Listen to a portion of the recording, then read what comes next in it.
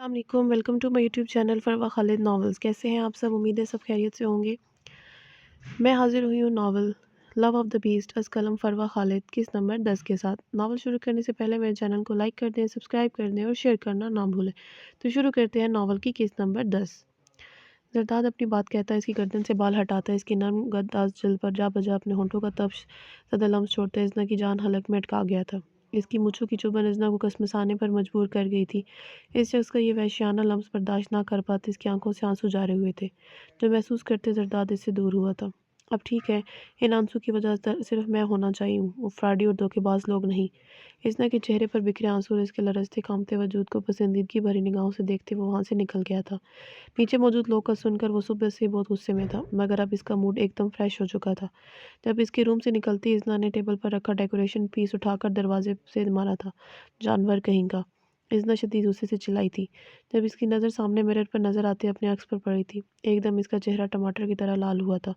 वो शख्स चंद सेकंड में इस पर अपने रंग छोड़ गया था। इससे गुस्सा भी आया था तो सिर्फ जरदाद की कही जाने वाली बातों पर। इसका यूं छूना इज़्ना को बुरा नहीं लगा था। इज़्ना अपनी कैफियत पर बेयकीन सी खड़ी रह गई थी। तो क्या इस शख्स का यूं हक जताना मुझे बुरा नहीं लग रहा? इज़्ना ने बेख्तियार सोचा था। मगर अगले ही लम्हे इसके दिल ने जो जवाब दिया था, वह अस्तगफुरुल्लाह पढ़ती दिल थाम कर रह गई। नहीं, किसी भी इंसान के लिए इसके दिल में नर्म गोशा पैदा हो सकता था सिवाय इस जंगली जानवर के, जिसमें एहसासात नाम का नहीं थे। इसने अपने दिल को तसल्ली देती अपनी सोचों से घबरा कर बाहर निकल आई थी। जरदाद अपने मखसूस मगरूर और कुरफ़्फ़र से भरे अंदाज़ के साथ शाहाना चाल चलता वहाँ दाखिल हुआ था। इसके पास बारूफ़ से अंगेज़ शख्सियत जो देखकर इनकी ऑर्गेनाइज़ेशन में मौजूद तमाम ख़वातीन के साथ-साथ वहाँ बाकी लोग भी मरूब हुए थे। कोई इसे देखकर नहीं कह सकता था कि 2 दिन पहले इस पर कितना बड़ा कातलाना हमला हुआ था। इसके चेहरे पर एक अजीब सी अकड़ और गरूर सा छाया हुआ था। इसकी स्याह आँखों में छाए सर्द और वहशतनाकपन देखने वालों पर एक अजीब सा खौफ़ तारी कर गया था। कैसे हो मेरे शेर? जरदाद को देखते ही चीफ अपनी जगह से उठा था। चीफ के उठने पर बाकी सबको भी मजबूरन अपनी जगह से उठना पड़ा था।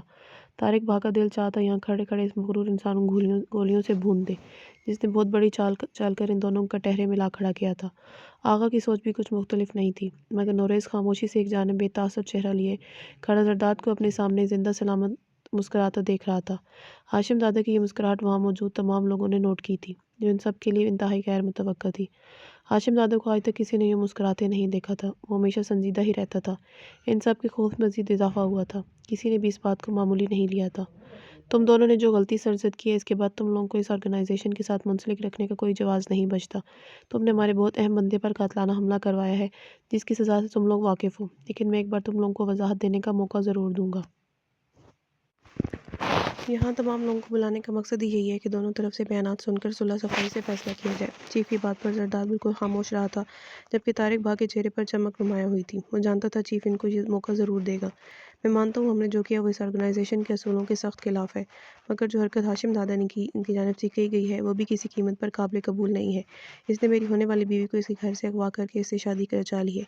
इसे यहाँ से अपने बंगले में कैद कर रखा है। वो बहुत अच्छे से जानता था कि मैं इतने सालों से इस लड़की पर अपना हक मान चुका हूँ। इसे कहीं इस लड़की को मेरे हवाले कर दे, मैं इन सब लोगों के सामने इसके पैरों में गिरकर माफ़ी मांग लूँगा। तारिक बाकी बात पर पूरे हाल में खामोशी छा गई थी। सबकी निगाहें हाशिम दादा पर टिकी हुई थी, जो दान चढ़ाए सोफ़े के हैंडल को सख्ती से थामे अपने आप पर जब्त किए बैठा था। तुम इस बारे में क्या कहना चाहोगे? क्या तारिक भा ठीक कह रहा है? चीफ ने जरदाद की जानिब देखा था, जो खुद तारिक भा की ये बात सुनकर बहुत हैरान हुआ था। जरदाद ने किसी लड़की की खातिर अपने लिए ऐसा खतरा मोल लिया था, इनमें से किसी को भी यकीन नहीं आ रहा था। वहाँ एक जानिब रक्स करने को आई लड़कियां भी बहुत ही दिलचस्पी से ये बात सुन रही थीं। शराब और शबाब इनकी हर महफिल का हिस्सा रहते थे। इसके बगैर इनकी कोई महफिल मुकम्मल नहीं होती थी। मैं बस इतना जानता हूँ कि अगर इसके बाद दोबारा इस कुत्ते ने अपनी गलीज़ ज़बान से मेरी बीवी का नाम लिया तो मैं यहाँ सबके सामने इसके टुकड़े टुकड़े कर दूँगा। जरदाद शदीद गुस्से के आलम में अपना होश खोता इतने सारे लोगों के सामने अपनी कमज़ोरी अयां कर गया था। वहाँ खड़े सफदर ने बेचारगी के आलम में अपने बॉस को देखा था, क्योंकि जरदाद की बात पर चीफ की आंखें भी चमक उठी थी। आखिर ऐसी कौन सी लड़की थी जिसकी खातिर हाशिम दादा पागल हो रहा था? इस ऑर्गेनाइजेशन के लोग सभी लोग कहीं ना कहीं जरदाद से खौफ खाते थे, यहाँ तक कि चीफ भी इसके दहशत और खौफ की वजह से इसे अहमियत देता था। मगर आज मिलने वाली ये नई खबर इन सब के लिए बहुत खुशी की खबर थी। आज पहली बार हाशिम दादा की कोई कमज़ोरी इन सब के सामने आ रही थी। अब आप खुद ही देख लें चीफ, हाशिम दादा ने अपनी ज़बान से इस बात का इकरार कर दिया है। अब बताएं मेरा कसूर कहाँ निकलता है? तारिक भाग के लिए भी जरदाद का ये रिएक्शन इंतहाई गैर मुतवक्का था। मैं चाहता हूँ उस लड़की को यहाँ पेश किया जाए, जिसकी वजह से हमारे ऑर्गेनाइजेशन के 2 अहम लीडर के दरमियान दुश्मनी का आगाज़ हुआ है। चीफ ने हुक्म जारी किया। جو زرداد ہاشم خان کا خون کھلا گیا تھا۔ زرداد کے تمام لوگ وہاں بنتی اس نئی سچویشن سے خوفزدہ ہو کے تھے۔ زرداد کے تیور بتا رہے تھے کہ کسی قیمت پر اسنا کو ان لوگوں کے سامنے نہیں لائے گا، بلکہ اگر مزید ایسی کوئی ڈیمانڈ کی گئی تو ان قریب یہاں خون خراب ہو جانا تھا۔ لیکن ایک فائقہ تھی جسے یہ ساری صورتحال مزہ دے گئی تھی۔ وہ زرداد کے خلاف کسی قیمت پر نہیں تھی، بس یہی چاہتی تھی کہ اسنا کسی طرح زرداد کی زندگی سے نکل جائے۔ وہاں موجود صورتحال کو دیکھ فائقہ خاموشی سے وہاں سے نکل آئی تھی۔ اس کے چہرے پر ایک عجیب سی مسکراہٹ بکھری ہوئی تھی۔ خبردار، میں تم سب کی طرح بغیرت نہیں ہوں کہ اپنی بیوی کو یہاں نمائش میں پیش کروں۔ وہ میری عزت ہے جسے تم سب کی طرح بھرے بازار میں رسوا نہیں ہونے دوں گا، اور ایسی خواہش رکھنے والوں کو ادھیڑ کر رکھ دوں گا۔ زرداد کے لہجے میں شعلوں کی سی لپک تھی۔ وہ اتنی زور سے دھاڑا تھا کہ وہاں موجود لوگوں کو اپنے کانوں کے پردے پھٹتے محسوس ہوئے تھے۔ تم حد سے بڑھ رہے ہو، تم مجھ سے ایسے بات نہیں کر سکتے۔ میں چیف ہوں تم سب کا۔ یہ سب کر کے تم اپنے لیے مشکل پیدا کر دو گے۔ اس لڑکی کو یہاں سب کے سامنے لانے میں کوئی اتنی بڑی بات نہیں ہے۔ چیف نے بہت تحمل کا مظاہرہ کرتے اسے آخری وارننگ دی تھی، جس کی زرداد کو رتی برابر بھی پرواہ نہیں تھی۔ تم لوگوں کو میرا جو بگاڑنا ہے بگاڑ لو، مگر ابھی اور اسی وقت میرے گھر سے دفع ہو جاؤ۔ نہیں ڈرتا میں تم میں سے کسی سے بھی۔ زرداد اپنی بات کہتا پلٹا تھا، مگر دروازے سے اندر داخل ہوتی ازنا کو دیکھ وہ ایک پل کے لیے اپنی جگہ ساکت ہوا تھا۔ جس لڑکی کی خاطر وہ اتنے سارے لوگوں سے ٹکرا گیا تھا، وہ اس کی بنا اجازت یہاں آن پہنچی تھی۔ زرداد نے اپنے جبڑے سختی سے بھینچ رکھے تھے، اسی کن پٹی کی رگیں باہر ہوا ابھری ہوئی تھیں، جبکہ ازنا پر نظر پڑتے ہی وہاں موجود تمام لوگوں کی لال ٹپک پڑی تھی۔ طارق با آج پہلی بار اس لڑکی کو دیکھ رہا تھا۔ وہ تو اس وجہ سے تم اس اہم سب سے چھپا رہے تھے، چیز تو یہ واقعی چھپانے والی ہے۔ طارق بھا نے اپنی مونچھوں کو تاؤ دیتے ازنا پر اپنی غلیظ نگاہیں گاڑی دیں، مگر اس سے پہلے کہ اس کی بات مکمل ہو پاتی، زرداد نے اپنی گن نکالتے سیدھا اس کے جبڑے پر فائر کیا تھا۔ سب لوگ اپنی جگہ سے بے اختیار اٹھ کھڑے ہوئے تھے۔ آج پہلی بار کوئی چیف کے سامنے یہ سب کر رہا تھا۔ زرداد ہاشم خان یہ سب ایک لڑکی کے لیے کر رہا تھا جو کسی کو بھی یقین نہیں تھا، جبکہ ازنا اس شخص کا بگڑا چہرہ دیکھ خوف سے چیخ کر رہ گئی تھی۔ ہاشم دادا! طارق بھا کی حالت دیکھ چیف کی بھی بلتی بند ہو چکی تھی۔ وہ بے یقینی کے عالم میں زرداد کی جانب دیکھتے بولا تھا، اپنے ان سارے پالتو کتوں کو لے کر یہاں سے دفع ہو جاؤ، ورنہ تم سب کے بھیجے اڑانے میں مجھے مزید زیادہ وقت نہیں لگے گا۔ زرداد اس سب پر ایک قہر آلود نگاہ ڈالتا، غضبناکی کی آخری انتہا پر پہنچتا دروازے میں کھڑی ازنا کی کلائی اپنی سخت گرفت میں دبوچے وہ اسے اپنے ساتھ گھسیٹتا باہر نکل آیا تھا۔ ازنا کو اس کی گرفت میں اپنی کلائی ٹوٹتی محسوس ہوئی تھی، مگر زرداد کا سفید چہرہ شدید غصے کے عالم میں بالکل ریڈ ہو چکا تھا۔ ازنا کا یہ غصہ دیکھ کر اندر تک سہم گئی تھی۔ وہ اتنا تو سمجھ گئی تھی کہ اس وقت تک اندر نہیں جانا تھا، وہاں جا کر اس نے بہت بڑی غلطی کی تھی، لیکن وہاں کیا ہو رہا تھا ازنا ابھی تک یہ سمجھنے سے قاصر تھی۔ میں منع کر کے گیا تھا، پھر کیوں آئی تم وہاں؟ زرداد ازنا کو صوفے کی جانب دھکیلتا، اس کے ارد گرد ہتھیلیاں جماتا اس پر جھکا تھا۔ اس کی آنکھیں اس وقت آگ اگل رہی تھیں۔ ازنا کو اس سے شدید خوف محسوس ہوا تھا۔ مجھے نہیں پتا، مجھے وہاں جانے کو کہا گیا تھا، اس لیے گئی میں وہاں، مگر آپ نے اس شخص کو اتنی بے دردی سے کیوں مارا؟ اس نے ایسا کیا کہا تھا؟ ازنا کی آنکھوں سے اس شخص کا چہرہ نہیں ہٹ رہا تھا۔ اسے اس وقت زرداد واقعی کوئی خونی درندہ لگا تھا، مگر وہ یہ نہیں جانتا تھا کہ اس پوری دنیا میں اگر اس کے لیے کوئی سوچ رہا تھا تو وہ یہی شخص تھا، جو اس لڑکی کی خاطر پوری دنیا کو اپنا دشمن بنانے نکل پڑا تھا۔ زرداد پوری آرگنائزیشن کو اپنا دشمن بنا چکا تھا، جو آگے چل کر اس پر کتنا بھاری پڑنے والا تھا یہ وہ بہت اچھے سے جانتا تھا، لیکن اسے تو اب بھی نفع نقصان کی کوئی پرواہ نہیں تھی۔ وہ خود بھی ابھی تک یہ بات سمجھ نہیں پایا تھا کہ یہ لڑکی اس کے لیے کتنی اہم ہو گئی تھی۔ اگر آئندہ میری بات نہ مانی تو میں تمہارا جو حشر بگاڑوں گا تم وہ سوچ بھی نہیں سکتی، اور آج جو غلطی کی ہے تم نے، اس کی سزا تو ملے گی تمہیں۔ زرداد اسے دونوں کندھوں سے تھام کر اپنے قریب تر کرتا اس کے چہرے کو اپنی گرم سانسوں سے جھلسا گیا تھا۔ ازنا اس کے لہجے میں چھپی دیوانگی محسوس کرتی ساکت رہ گئی تھی۔ جب وہ اسے خود سے دور دھکیلتا وہاں سے نکلتا چلا گیا تھا، ازنا کو محسوس ہو رہا تھا کہ شاید وہ اس شخص کو پہچاننے میں غلطی کر رہی ہے۔ کوئی تو ایسا ہے جو وہ نہیں جانتی، لیکن وہ اصل بات کا پتہ کہاں سے لگوائے گی؟ ازنا جو اچانک نسیمہ بیگم کا خیال آیا تھا، وہی تھی اسے جو کچھ بتا سکتی تھی۔ میں منع کر کے گیا تھا اس کو وہاں نہیں بھیجنا، پھر آپ سب لوگوں کے ہوتے ہوئے یہ سب کیسے ہوا؟ زرداد ازنا کو بیڈ روم میں چھوڑتا واپس ان کے پاس آیا تھا، جہاں سب لوگ ایک لائن میں مجرموں کی طرح سر جھکائے کھڑے تھے۔ وہ سب زرداد ہاشم خان کی دہشت سے کانپ رہے تھے۔ سب سے زیادہ برا حال فائقہ کا تھا۔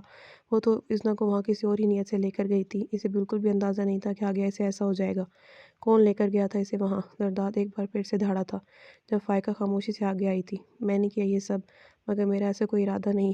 فائقہ کی بات ابھی مکمل نہیں ہوئی تھی جب زرداد کی جانب سے پڑنے والا زناٹے دار تھپڑ اسے اوندے منہ زمین پر پھینک گیا تھا۔ مجھے بالکل بھی اندازہ نہیں تھا کہ میں اپنے گھر میں آستین کا سانپ پال رہا ہوں، جو ہر بار میرے خلاف چال چل کر مجھے ہی گرانے کی کوشش کرتا ہے، جو اندر ہی اندر میری جڑیں کاٹ رہا ہے۔ زرداد نے زمین پر گری فائقہ کے بالوں کو مٹھی میں جکڑتے اسے اوپر اٹھایا تھا۔ اس کا بس نہیں چل رہا تھا کہ فائقہ کے ٹکڑے ٹکڑے کر دے۔ زرداد کا دوسرا ہاتھ اس کی گردن پر تھا۔ وہاں موجود تمام لوگوں کو اس وقت فائقہ سے شدید نفرت محسوس ہوئی تھی، جو اپنے جنون میں اس شخص کا نقصان کر رہی تھی جس نے اسے سہارا دے کر ایک نئی زندگی بخشی تھی۔ نسیمہ بیگم بھی آج فائقہ کی جانب سے نگاہیں پھیر گئی تھیں۔ گردن پر پڑنے والے دباؤ کی وجہ سے فائقہ کو سانس لینے میں دشواری ہو رہی تھی۔ وہ بری طرح سے کھانس رہی تھی، مگر نہ اس نے زرداد کے آگے مزاحمت کرنے کی کوشش کی تھی اور نہ ہی وہاں موجود کسی اور فرد میں اتنی جرأت تھی کہ آگے زرداد سے ٹکرا سکے۔ چھوڑیں اسے، یہ کیا کر رہے ہیں آپ؟ اذنا، جو زرداد کا چلانا سن کر روم سے باہر آئی تھی، فائقہ کی غیر ہوتی حالت دیکھ وہ وہاں کھڑی نہیں رہ سکی تھی۔ اس نے زرداد کا ہاتھ ہٹاتے فائقہ کو اس سے بچایا تھا۔ سب لوگوں نے آنکھیں پھاڑے یہ ایک نیا حیرت انگیز منظر دیکھا تھا، جہاں اذنا یوسف زئی زرداد ہاشم خان پر چلائی تھی اور وہ خاموشی سے پیچھے ہٹ بھی گیا تھا۔ اس نے اس گستاخی پر اذنا کو کچھ نہیں کہا تھا۔ یہ لڑکی آج کے بعد مجھے یہاں نظر نہیں آنی چاہیے، اس کا حساب کتاب کلیئر کرے اور نکال باہر کر پھینکے اسے۔ زرداد فائقہ کی جانب حقارت آمیز نگاہوں سے اسے دیکھتا اپنے روم کی جانب بڑھ گیا تھا، جبکہ فائقہ نے تڑپ کر اس بے رحم انسان کی جانب دیکھا تھا جسے آج بھی اس کی محبت نظر نہیں آئی تھی۔ اذنا ساکت سی کھڑی سب دیکھ رہی تھی۔ وہ جانتی تھی فائقہ نے ہی اسے وہاں بھیجا تھا۔ وہ صرف زرداد کا غصہ دیکھ اس کے آگے جھوٹ بول گئی تھی، مگر فائقہ نے یہ سب کچھ جان بوجھ کر کیا تھا۔ اذنا کو یہ بات اب سمجھ آ رہی تھی۔ فائقہ زرداد سے محبت کرتی تھی، مگر زرداد کے نزدیک اس لڑکی کی کوئی اوقات نہیں تھی۔ فائقہ تو اس کی بھی اس شخص کے نزدیک کوئی نہیں تھی، مگر وہ اس کے لیے یہ سب کیوں کر رہا تھا؟ اذنا نے نسیمہ بیگم کی جانب دیکھا تھا، جو اسے ہی دیکھ رہی تھیں۔ آج تک اس بیس کی نفرت ہی دیکھی ہے سب نے، مگر اب سب لوگ اس بیس کی محبت دیکھیں گے، جس کی شدت کیا ہونے والی ہے اور کتنے لوگ اس میں جل کر راکھ ہونے والے ہیں، یہ تو آنے والا وقت ہی بتائے گا۔ نسیمہ بیگم اذنا کو گہری نگاہوں سے دیکھتی وہاں سے ہٹ گئی تھیں، مگر اذنا کتنے ہی لمحے ان کے لفظوں پہ الجھی رہی تھی۔ اذنا نے ڈرتے ڈرتے اندر قدم رکھا تھا۔ وہ آج پہلی بار اس کمرے میں آ رہی تھی، جہاں ہر طرف لگے شراب کے ڈھیر دیکھ اذنا کے چہرے کے زاویے بدلے تھے۔ اس کی متلاشی نگاہوں نے زرداد کو ڈھونڈا تھا، جب وہ اسے سامنے کرسی پر جھولتا نظر آیا تھا۔ اس کے ہاتھ میں شراب کی بوتل تھی، جب اس کے دونوں پیر اضطراری کیفیت میں ہل رہے تھے۔ پورے کمرے میں نیم تاریکی کا راج تھا۔ اذنا کو نہ جانے کیوں مگر اب اس شخص سے خوف محسوس نہیں ہو رہا تھا۔ جو شخص اتنے سارے خطرناک لوگوں کے بیچ کھڑا ان سب سے اس کی خاطر لڑ سکتا تھا، وہ بھلا اسے نقصان کیسے پہنچا سکتا تھا؟ اذنا، وہ نسیمہ بیگم سے ہی پتہ چلا تھا کہ زرداد نے جس شخص کو گولی ماری تھی وہ طارق با تھا۔ وہ لوگ اسے یہاں لے کر جانا چاہتے تھے، مگر زرداد نے ان سب کو بہت اچھا سبق سکھا دیا تھا۔ یہ بات سننے کے بعد سے ہی اذنا کا دل اس شخص کے حوالے سے الگ ہی انداز میں دھڑکنے لگا تھا۔ زرداد اس وقت شدید ذہنی کیفیت کا شکار تھا، اس لیے اذنا نے آج خود سے اس کی جانب پہل کرنے کی کوشش کی تھی۔ اس روم میں زرداد کے کہے بغیر کسی کو بھی آنے کی اجازت نہیں تھی، مگر وہ بنا اسے پوچھے دھیرے دھیرے جلدی سے قریب آئی تھی۔ اسے لگا تھا شاید زرداد ابھی اس کی موجودگی سے بے خبر ہے، مگر ایسا نہیں تھا۔ اذنا کے روم میں پہلا قدم رکھتے ہی زرداد اس کی آمد سے باخبر ہو چکا تھا۔ اذنا اسی خاموشی کے ساتھ اس کے قریب آن کھڑی ہوئی تھی۔ زرداد کے ایک ہاتھ میں شراب کی بوتل تھی، جبکہ دوسرے ہاتھ سے وہ اپنی پیشانی کو بار بار مسل رہا تھا۔ اذنا کو نہ جانے کیوں آج اس شخص پر رحم سا آ گیا تھا۔ وہ آگے بڑھی تھی اور اس خاموشی کے ساتھ زرداد کی پیشانی پر اپنی گداز انگلیاں رکھ دی تھیں۔ زرداد نے کوئی حرکت نہیں کی تھی، بلکہ آرام سے اپنا ہاتھ پیچھے کر لیا تھا۔ وہ اپنی گداز انگلیوں سے دھیرے دھیرے اس کے سر کا مساج کرتی زرداد کو ایک انوکھا سا سرور بخش گئی تھی، وہ سکون جو آج تک اسے کبھی نصیب نہیں ہوا تھا۔ اسے لگا تھا اس لڑکی کے ہاتھ میں کوئی جادو ہے جو آہستہ آہستہ اسے اپنے سائے میں جکڑ رہا تھا۔ زرداد نے شراب کی بوتل وہیں ٹیبل پر رکھ دی تھی۔ اس کو جو سکون اس شراب سے چاہیے تھا وہ آج یہ لڑکی دے رہی تھی اسے۔ نہ جانے کتنی دیر اس کے سر کا مساج کرتی اپنی نرم انگلیوں سے اسے راحت مہیا کر رہی تھی۔ اذنا کی نگاہیں اس کے خوبصورت چہرے پر ٹکی ہوئی تھیں۔ اس شخص کے چہرے پر پھیلتا سکون اذنا کے لبوں پر بھی مسکراہٹ بکھیر گیا تھا۔ اس کی ٹھوڑی پر جگمگاتا تیل آج اذنا کو پرسکون سے محسوس ہوا تھا۔ اذنا کو اپنا دل اس شخص کے لیے پگھلتا ہوا محسوس ہوا تھا۔ اگر مزید وہاں کھڑی رہتی تو اس شخصیت کے سحر میں پوری طرح سے کھو جاتی۔ ناول جاری ہے۔